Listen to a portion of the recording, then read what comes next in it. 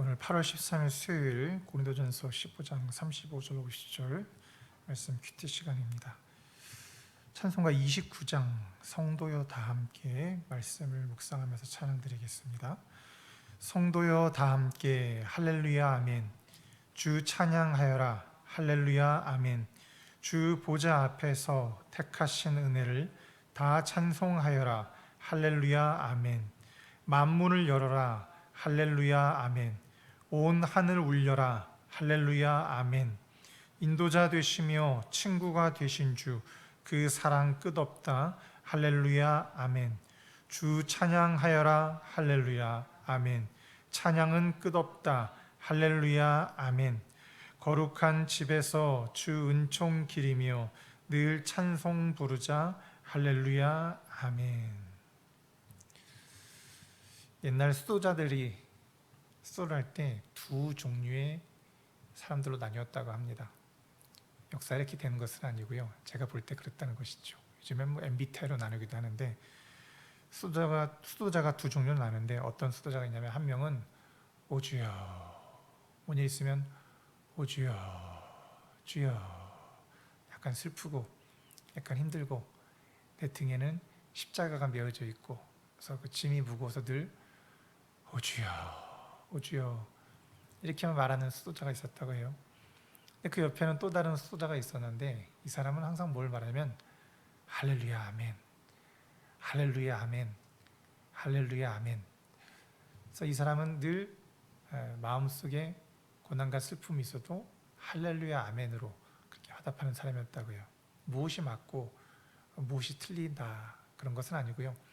우리의 인생에는 오 주여가 계속해서 나올 때도 있고 또 할렐루야가 나올 때도 있죠. 근데 보통 보니까 할렐루야보다는 오 주여가 더 많이 나오는 것 같습니다. 그래서 우리는 좀 더 의식적으로라도 할렐루야 아멘 주님을 바라보면서 할렐루야 고백하고 찬미하면서 나의 삶 가운데 임하신 그 주님을 더욱더 경험하고 고백하고 인정하는 것이 좀 필요한 것이 아닌가 생각이 듭니다.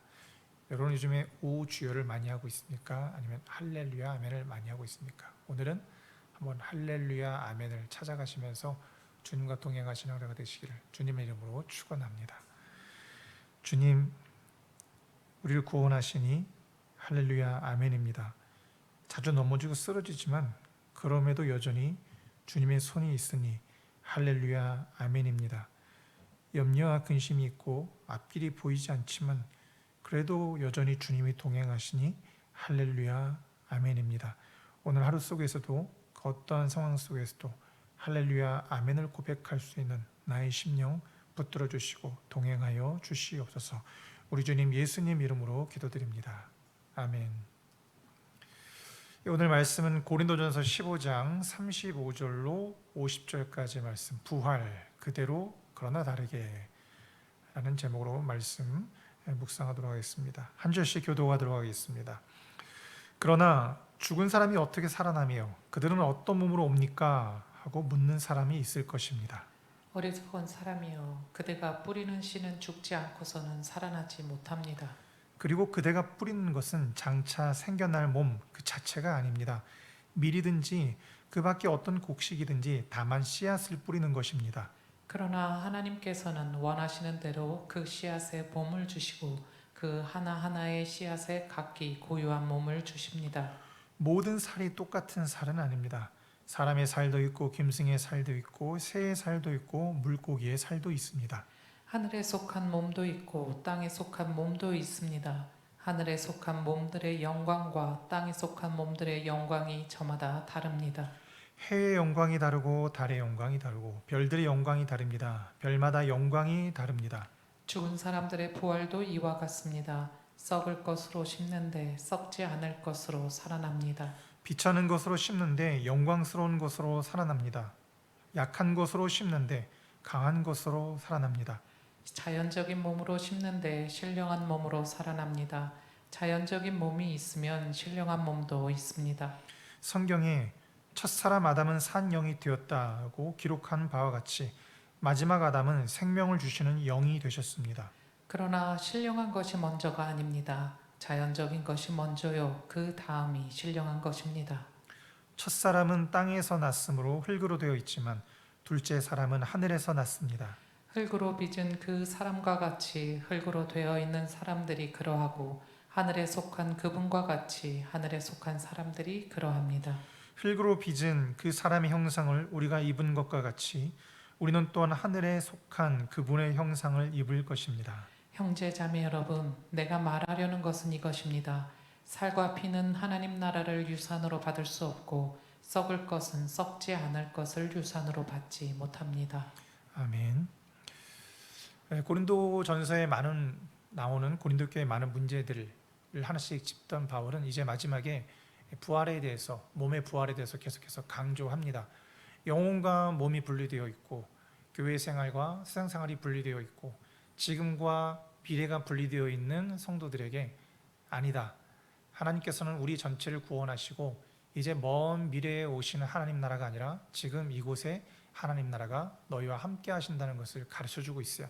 그래서 우리의 삶 전체가 거룩하게 됨을, 또 우리가 허탄하게 끝나는 인생이 아님을 알려주고 있는 것이죠. 그래서 오늘은 이제 부활한 몸이 어떤 것인가에 대해서 조금 더 깊게 설명을 해줍니다. 여러 가지 예를 들어주는데요. 사도 바울이 들은 예는 씨앗의 비유였습니다. 씨앗의 비유를 통해서 우리의 몸이 어떻게 부활할 것인가 라고 말을 하는데요. 38절 말씀에 이렇게 말합니다. 하나님께서는 원하시는 대로 그 씨앗에 몸을 주시고 그 하나하나의 씨앗에 각기 고유한 몸을 주십니다. 이렇게 말을 해요. 그러니까 이제 하나의 씨앗을 뿌리면 그 씨앗이 곧바로 다 자라나는 것이 아니라 거기서 썩어지면서 새로운 쌀기 트고 새로운 식물이 자라고 거기서 열매를 맺죠. 그래서 그 본질은 이어지지만 겉으로 볼 때의 모습은 좀 달라 보여요. 그래서 우리는 이 부활한 몸에 대한 이해를 다시 할 필요가 있는 것이죠. 어떤 이들은 부활한 몸을 생각할 때 내 젊은 날에 멋지고 아름다운 모습으로 부활하는 것인가, 병이 없는 모습으로 부활하는 것인가, 이제 그런 부분에만 초점을 맞추는 분들이 있어요. 저도 그렇게 생각합니다. 아마도 더 건강하고 아름다운 모습으로 저 같아도 제가 그토록 원하던 어떤 멋있는 남자 배우의 얼굴로 부활하면 좋지 않을까, 그런 생각을 해보기도 합니다.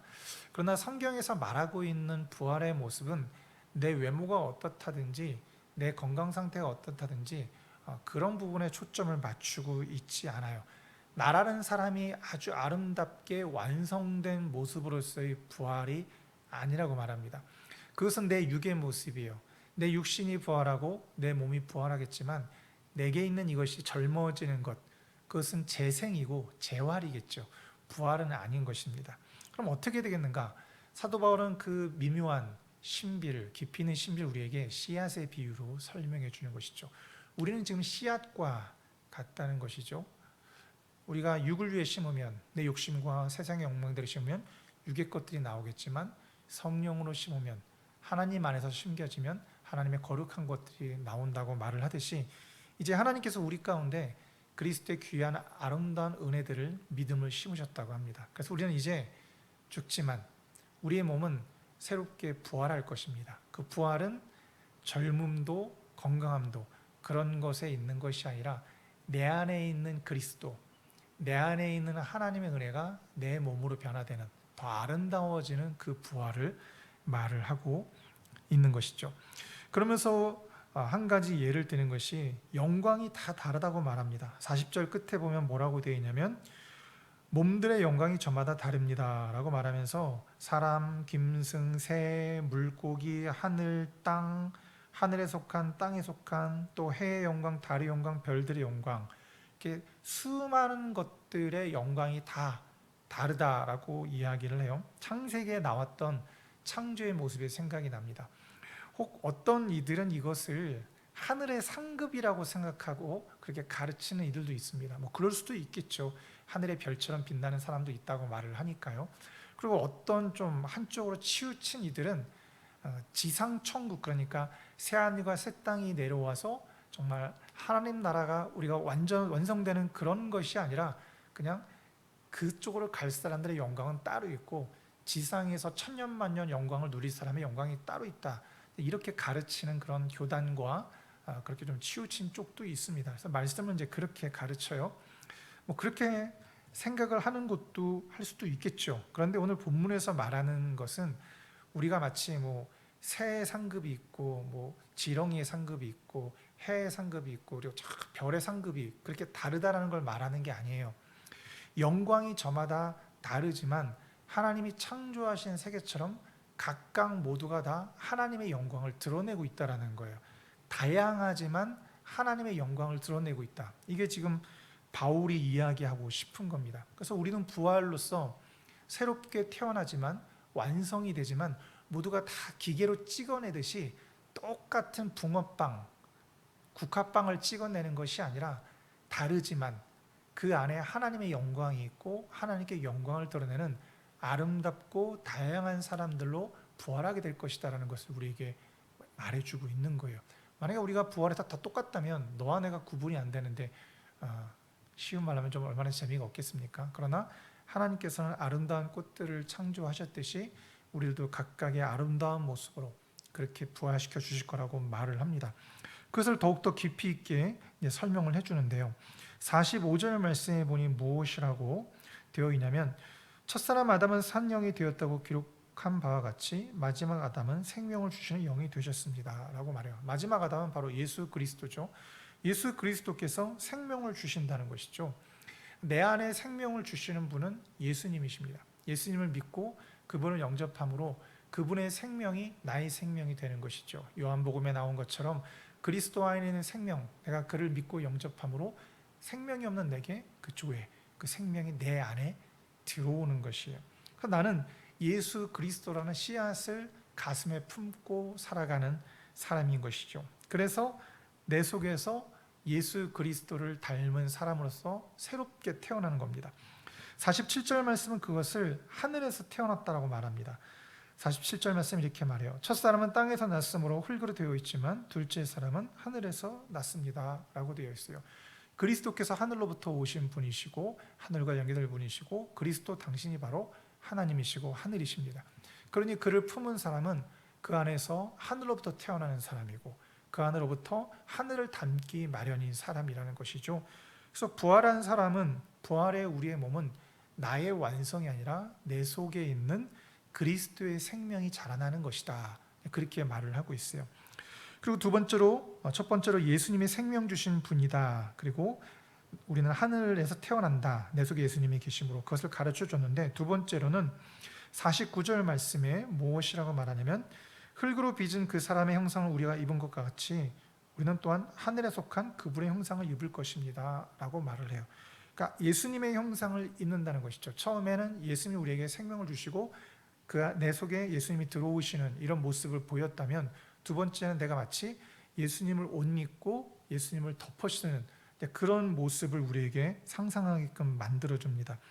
그러니까 내가 부활한 모습은 다시 말하지만 나의 완성, 내가 멋있다고 생각하는 나의 완성이 아니라 바로 예수님을 닮아가는 모습이라는 거예요. 그래서 그것을 우리는 또한 하늘에 속한 그분의 형상을 입을 것입니다 라고 표현을 하고 있어요. 그래서 부활은 다시 태어나거나 영원히 사는 것, 단순히 그것을 부활이라고 하지 않습니다. 우리가 믿음 안에서 말하는 부활은 바로 예수님을 닮아가고 예수님 안에서 하나님과 더 가까워지고 하나님과 영원토록 동행하는 그 삶을 말하는 것이죠. 그 부활은 이미 우리 안에 시작되었습니다. 내 속에서 그리스도의 형상을 만들어 가시고 부족하지만 하나님을 알아가게 하시고 우리 속에서 점점 자라고 있습니다.